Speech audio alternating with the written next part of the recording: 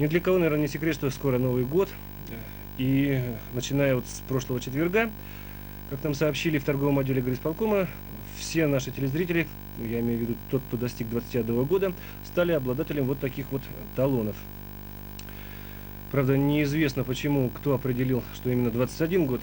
Просто такая вот мысль навевается. Значит, оружие в армии ребятам можно давать с 18 лет, а спиртное только с 21 года.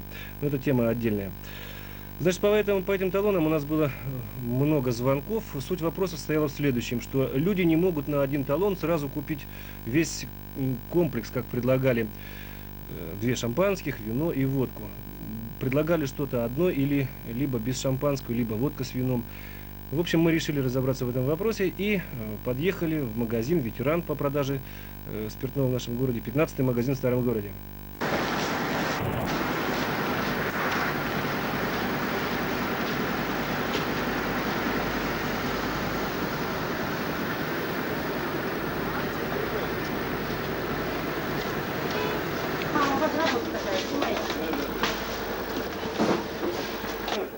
Есть такой факт или нет? Нет таких фактов. Только на талон вы даете? Только на талон выдаем 2 шампанских, бутылка водки, бутылка вина. Прекратилась какая-то единица спиртного. Прекращаем мы сразу обслуживание талонов. Вон они сейчас стоят. Вон стоят, люди ждут. А вот с вывозкой у вас нет проблемы? Вывозят вовремя? Есть проблемы. Ну как, машин же не хватает. Аналогичный ответ мы получили и в торговом отделе горисполкома, и в Орсе Нерингри Уголь.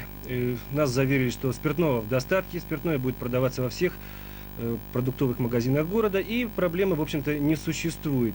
Но если вы внимательно смотрели материалы из 15-го магазина, там в конце прозвучала фраза «не хватает машин». Вот это действительно интересная тема, и попробуем разобраться в этом вопросе. То есть 17 автомобилей они не... Вот 17 машин не поставили. И это вот постоянно такая вещь. И это постоянно, вот, пожалуйста, посмотрите журнальчик. Ну, мы вам верим. А? Не надо, проверяйте.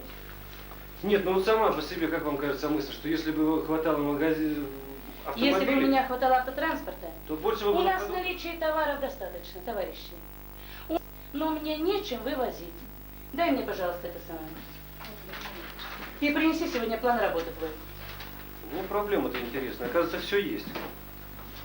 С кем вы? Да, не удивляйтесь, есть. Вы думали, нет ничего? Да я-то считал, что нет ничего. Нет, у нас есть. Так. Но мне нечем возить. 50 машин, Да. у вас проблема снимается, да? Ну какой разговор? А кто вот конкретно не поставляет эти машины? По ТП. Значит, вначале они говорили, что, вернее, когда они теребили заключать договор, они надеялись, что у них поступит большое количество алок, так, большегрузных. Потом, значит, по какой-то причине они не поступили, или поступили, они отдали их на дальние рейсы. Потом, значит, они нам сказали, что у нас должны поступить 8 единиц авиа, мы вам дополним. Теперь поступили авиа, я их тоже не вижу, у нас работает. Итак, продукты есть, продуктов много. Просто проблема в том, как их доставить в магазин, вывести. ПТП недопоставляет в среднем 17-16 автомобилей в день. Ну что ж, едем в ПТП. Доставляется, вы в курсе сколько? Ежедневно? Да. Ну как, курс? Ну 30, 33, 32. Почему столько? Ну, договор мы заключали под поставку нового транспорта. Новый транспорт вы не получили. А вот теперь понимаете, какая сложная ситуация? У них, по их уверению, склады завалены продуктами. Полки в магазинах пустые. Они говорят, ПТП не дает транспорт. Но на сегодняшний день не способны лишь потому, что не получили полную поставку техники. Она будет получена? Нет. Конечно, не получили. А почему во вторую смену ничего не согласен? Почему машины работают только в одну смену? И почему им отписывают, вот, значит, раньше, значит, они работали, будем говорить, по 10 часов. Строго было, значит, вот, если с 7, то до 7, там 2 часа на обед.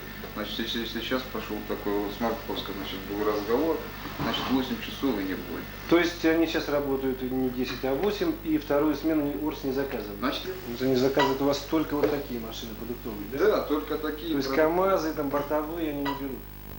Вот такая ситуация. На базе есть продукты, нечем вывозить. Нет машин. Но, как оказалось, в последнее время Орс не заказывает машины на вторую смену, на субботу, на воскресенье обычно нет заказов. Отказывается от бортовых автомобилей, на которых можно было бы провозить всякие ящики, контейнера. В принципе, наверное, можно было найти решение этой проблемы. Жаль, что вот в нашем материале мы не встретились с главными героями нашего материала. Это я имею в виду начальника ОРСа товарища Павлова и начальника ПТП товарища Скотаренко. Но я думаю, они найдут между собой взаимопонимание в интересах города. А мы рады будем в любой момент снять материал